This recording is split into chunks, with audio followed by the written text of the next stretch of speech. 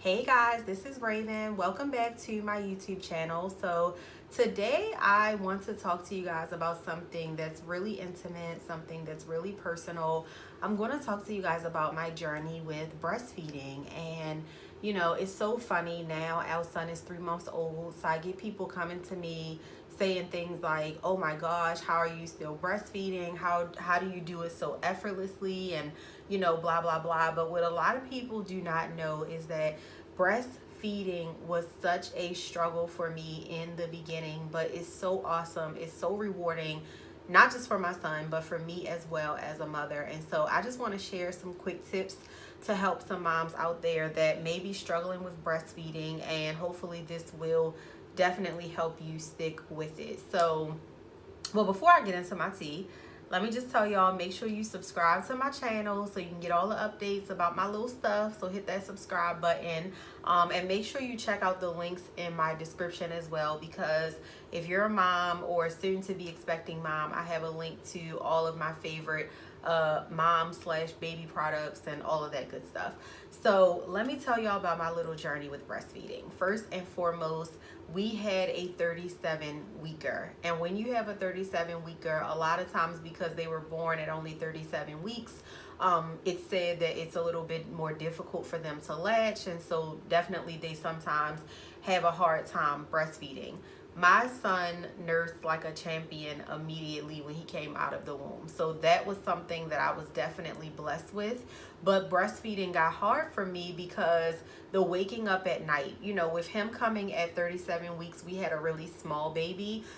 When our son was born, he was only 4 pounds. And so he had some catching up to do. So he was one of those babies that was hungry all the time. You know how they say most babies wake up every 2 hours. He was waking up every hour. Sometimes he will wake up every 90 minutes, if it was basically a good day. And so for me, waking up that much, being a deep sleeper, it was definitely something that I really, really, really struggled with. And so in the beginning, breastfeeding was kind of a struggle for me because I felt like, well, I can't really get no help, even though my husband would help me by waking up in the middle of the night with me. It still kind of felt like, I'm in this by myself in a sense, because my husband doesn't have boobs, certainly, and he don't have no milk that's coming out of his body to give to the baby. And so I think for me it was just a lot of that frustration. So fast forward to 3 months later, I am so thankful that I did not give up on breastfeeding.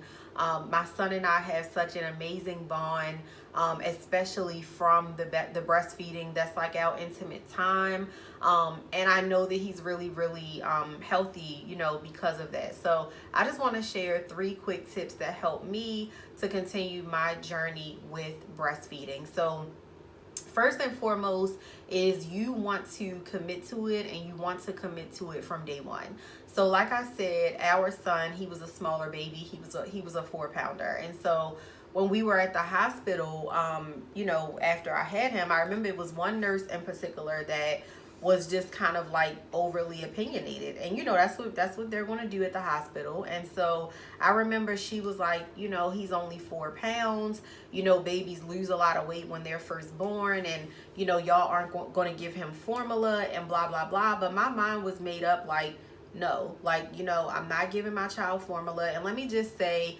I'm not one of those people that is like breast is best. I feel like fed is the best. So if you give your baby formula, I am not judging you. I wasn't breastfed as a baby. I think I turned out okay. So, let me just say, this is not a video to bash anyone who does not wish to breastfeed, or anyone who, basically you were unable to breastfeed. But for me, one of the most important things was sticking to my commitment from the beginning. Like at the hospital, they kept coming in the room and saying things like, do you want to give him donor milk? Do you want to supplement with a little bit of formula? And they were trying to talk me into like, if you supplement with a little bit of formula, he'll gain the weight faster. And I'm just like, absolutely not. My son is not getting any type of milk that did not come from the breast. So, that was a no, because I knew that from the beginning, if I got, and this is just me speaking on my personal experience, but I knew that in the beginning, if I had gotten comfortable giving him formula, then it would be something that I would probably just keep doing over and over again. And then ultimately, basically he would just be all on formula. So that's my first tip, is you want to commit to it from the very beginning. My son was born, he was only 4 pounds and 9 ounces. He's never had any formula. He was caught up by the time we went to his 1 month well baby visit at his pediatrician. So, don't allow having a smaller baby to intimidate you into supplementing with formula. They will catch up. Do not get paranoid, because people preach this whole, oh my gosh, small baby, da da da da. And it's like, it's all fun and games until they're 5 and they're like overweight.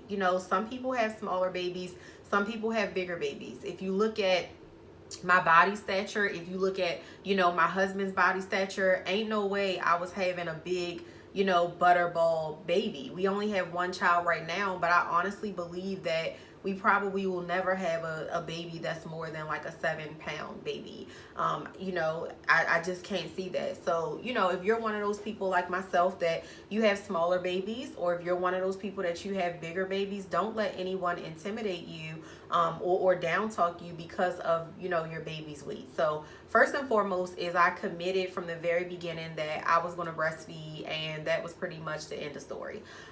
So my second tip for breastfeeding, or I guess my second thing that I did that helped me to not give up with the breastfeeding, is you want to make sure that you got your handy dandy breastfeeding tools. When you have your first child, breastfeeding is something that can be a little bit uncomfortable because you're not used to it. You don't have years of experience. So it can definitely impact your confidence. There will be times that you're scared, like, am I doing this right? Is the baby getting enough? Is the baby comfortable? Is the baby in a good enough position? Like, you'll start to just overthink so many things. So you definitely want to have whatever tools that you need to make you as comfortable as possible with breastfeeding. I know for me, one of the things that I had to have was a nursing pillow. Again, my son was really small, when he was born. But let's say if you're somebody that you have a bigger baby, let's say you have a 9 or 10-pound baby, that might get really, really hard during one of those 4 a.m. feedings to hold your baby up completely. So you definitely want to make sure that you have a nursing pillow on hand, just to help that experience be a little bit more comfortable for you. Another thing that really was helpful for me was having a manual breast pump. Now, I know it's 2020, I know it's not like 1990, and I know that breast pumps have come a very long way. But let me tell y'all how my manual breast pump is all that in a bag of chips, okay?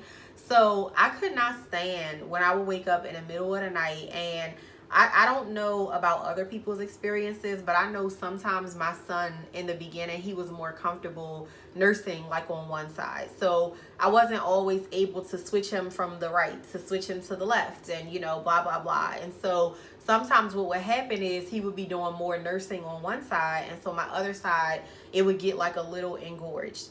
Now at 4 a.m, nobody wants to be up in the dark. Your husband is trying to get some sleep. You're trying to get all your little pump pieces together. You got to plug it up, and it's making this loud sound, and it's just a hot mess, right? So my little manual pump, I used to keep it right by my side of the bed. I used to have my little bottle thing at the bottom, connected to it. Pull that baby out real quick, go on and pump, and it would literally take me about maybe like 5 minutes to get the bottle full with like 5 ounces. So my manual pump came in handy. I also love a manual pump as well if you're like a mom on the go. I remember when my husband and I had our first like date night after our son was born, and I want to say he was about maybe like 4 weeks at the time, but we went to see a movie, and the first thing that I did was look and see how long the movie was. So I saw that the movie was like 2.5 hours. So I was like, well, my son eats, every 2 hours. So basically by the time this 2 hours kicks in, my breasts are going to be trying to tell me that, it's time for him to eat, and basically that, he's hungry. So child, I had my little handy dandy manual breast pump in the Louis bag, took it to the movies with me, was able to pump. I remember my husband looked at me and was like, are you really pumping? And I'm like, yes, absolutely. And, it's so important, especially in the beginning, because in the beginning, when you first have your baby, your body is trying to get your supply to the point where it's matching to your baby's needs. So if you're going out and let's say you're out for like 4 hours, and during that time your baby is getting milk that maybe you've previously pumped or something like that, and you don't nurse, that can affect, your supply. It can cause your supply to get lower, because basically you're telling your body, I don't really need this. So second tip, definitely keep your little handy dandy breastfeeding materials. My favorite ones were my manual breast pump, my nursing pillow, also the push through box. That is a really, really great resource for new moms, because they provide you with lactation cookies. That's something I would recommend at least eating one at the hospital, just to help your milk supply come in a little bit faster. And then they also gave me some like nursing pads. That's going to be really handy as well, because I know for me, when I first like had my son, I could not believe some mornings I would wake up and be like in a puddle of milk. I remember one time literally my milk was like shooting across the room like a water gun, like it was all the way like on the TV. Like, child, it gets crazy. And so that's another reason why you need your tools, because some people, don't really want to breastfeed or give up breastfeeding, because it, can kind of be a little bit messy in the beginning when you're basically getting the hang of it. So last but not least, something that helped me to not give up on breastfeeding is you want to make sure that you have your support system. And the number one person on your team that's going to be your biggest cheerleader, your biggest support system, is your spouse. I told my husband from the very beginning that I wanted to breastfeed. My husband, being a nutritionist, being really into health, of course, he was 100% on board. He wanted me to breastfeed as well. And so when I did have those days where I felt like giving up, thankfully I had the encouragement of my husband. It's going to be very hard if you get frustrated with breastfeeding, and the second that you tell your husband, hey, I'm frustrated, he just says, all right, well, give the baby formula, or, fine, then you can stop. Then it's going to be easy for you to give up, because y'all not basically on the same page. My husband was very supportive of whatever it was that I wanted to do. Like, at first, when I was like almost ready to give up breastfeeding, it was no way I was feeding my baby formula. But what I was going to do is what's called exclusively pump. So basically, I was going to try to breastfeed him only through the bottles of like my pump milk. And my husband was like, he still let his feelings be known. He was just like, I don't think that that's really the best idea, because it might mess up your supply. But if that's what you want to do, then I will definitely support you. But just the fact that I had the support of my husband with breastfeeding, it made me want to go even harder. It encouraged me even more, because this wasn't just a goal of mine, but this was a goal of ours collectively. So you want to make sure that you're definitely on the same page as your spouse, and do not be afraid to admit if you need some further support as well. Sometimes as a mom, it's only things that fellow moms, can understand, right? So I had my little 5 a.m. text chain. Like, I had one of my girlfriends who had a baby in March of 2019. I had my cousin's wife who had her baby in March as well. I had a friend from college, his wife, she had her baby in April. So I had this whole slew of mommies that were moms, with infants basically, and they all breastfeed. They all were very encouraging. That's important, because you don't want that person that the second that you go to them, they're basically going to tell you, hey, give up, don't do it, let it go, whatever. You want that person that is going to be supportive, and they're also going to be encouraging as well. And then also, like, don't be afraid to seek outside resources if that's something that you need. We actually had a doula here in Dallas, and so I remember when she came over, she had like postpartum doula services as well. So she came over maybe when Hunter was like about probably like 7 or 8 days old. And I told her, I was like, listen, I'm really struggling, with this breastfeeding thing. I want to stick with it. I want to do it, but it's something that I'm really struggling with. So she's like, listen, I have this amazing lactation consultant. She's here. She's going to be able to come over. She's going to help you. I didn't know it was people like that actually come to your house. When I say from the time that I expressed the problem to my doula, to the time that the lactation consultant arrived on my doorstep knocking at the door probably was like 25 minutes later. So she came over, she immediately sprung into action like, let's get this baby, on this boob, he's going to get it, and it was amazing.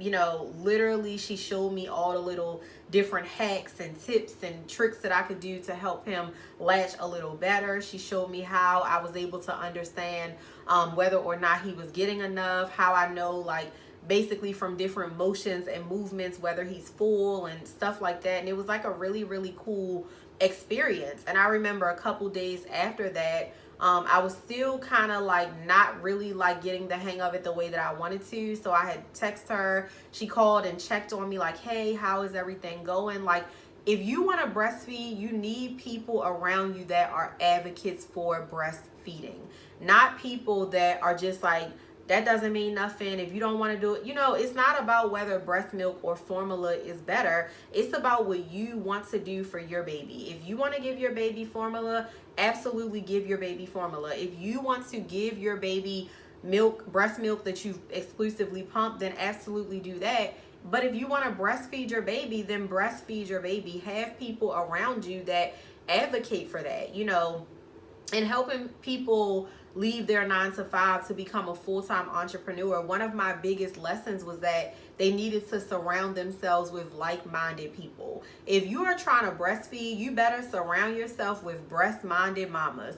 You better surround yourself with mothers that's going to be like, girl, get that baby on that breast, do this, and they're just going to be really encouraging and supportive. So that's my tea on breastfeeding from one new mother to another, or whether you're an expected mother or whatever. I pray that you have an amazing breastfeeding journey. Like I said, it's been one of the most rewarding things for me being a mom. And check out the links in my description to all my little favorite breastfeeding gadgets if you want some more tips. But thank you for watching my YouTube video.